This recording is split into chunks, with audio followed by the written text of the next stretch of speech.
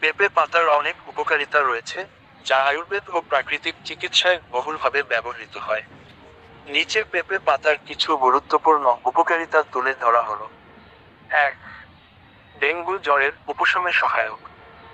পেঁপে পাতার রস প্লেটলেট কাউন্ট বাড়াতে সাহায্য করে, যা ডেঙ্গু জ্বরের সময় অত্যন্ত গুরুত্বপূর্ণ।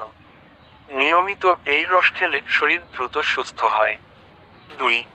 হজম শক্তি বৃদ্ধি করে। এতে থাকা এনজাইম, যেমন প্যাপেন ও কাইমোপ্যাপেন, হজমে সহায়তা করে এবং কোষ্ঠকাঠিন্য দূর করে। 3. লিভার পরিষ্কার রাখে।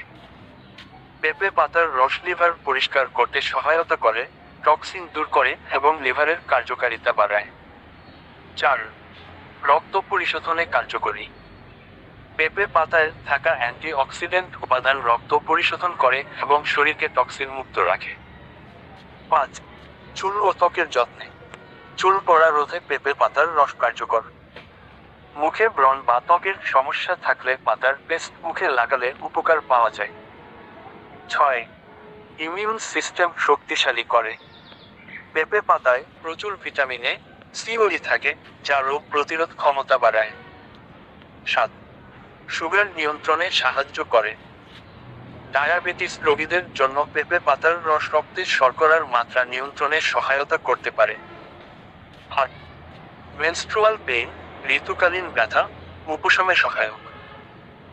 নারীদের ঋতুকালীন পেট ব্যথা বা অস্বস্তি কমাতে এই পাতার চা উপকারী হতে পারে। 9.